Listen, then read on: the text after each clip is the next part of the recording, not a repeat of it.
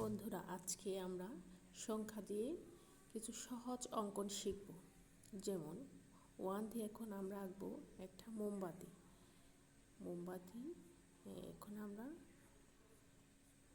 মোমবাতির রশ্মিগুলা দিয়ে দিলাম, একটা সুন্দর মোমবাতি হয়ে গেল। এখন 2 দিয়ে আঁকবো একটা সুন্দর একটা হাঁস, এভাবে নিচে ঘুরিয়ে এভাবে দিব। এরপরে হাঁসের সুন্দর একটা পালক এঁকে দিব, এরপরে হাঁসের একটা চোখ দিব, এরপরে হাঁসের ঠোঁট আঁকছি, এরপরে হাঁস যে পানিতে ভাসছে পানি দিয়ে দিলাম। এখন ট্রি দিয়ে একটি সুন্দর একটি পাখি আঁকবো। পাখির লেজ দিব, এরপরে চোখ, ঠোঁট, এরপরে পাখির পালক দিয়ে দিব। এভাবে খুব সহজে ট্রি দিয়ে তোমরাও এঁকে ফেলতে পারো সুন্দর একটি পাখি। এরপরে পাখির পা দিয়ে দিচ্ছি। এবার আমরা 4 দিয়ে সুন্দর একটি মাছ এঁকে নিব।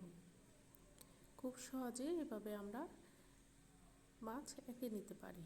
এবার চোখ দিই, এবার মাছের ছোট ছোট আইসগুলা দিয়ে দিই, লেজে ছোট ছোট করে ধাক টেনে দিই।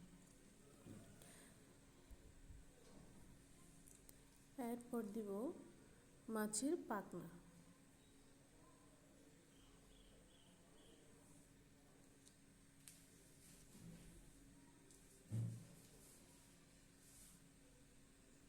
এখন আমরা 5 দিয়ে একটা আপেল আঁকবো।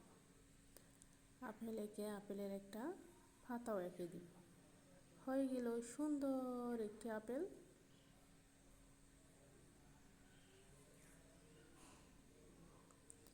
এরপর আমরা 6 দিয়ে একটি শামুক এঁকে নিব।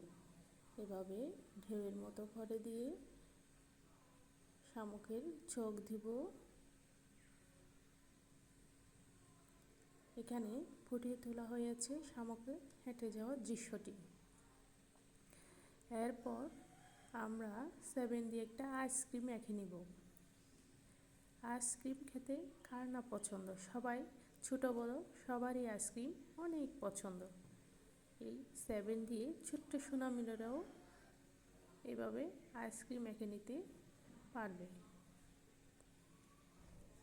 হয়ে গেল একটা কোন আইসক্রিম। এবার আমরা 8 দিয়ে একটি মৌমাছি আঁকার চেষ্টা করব। এভাবে দুই পাশে দুটা ডানা দিব, এরপর নিচে দুটা ছোট ডানা দিব, এরপরে মৌমাছির নিচের অংশটা এঁকে নিব। এভাবে মৌমাছির ভিতরের অংশ, শরীরের অংশটা, ঠোরা কাটা অংশগুলো দিয়ে দিব, একটু গাঢ় করে দিব।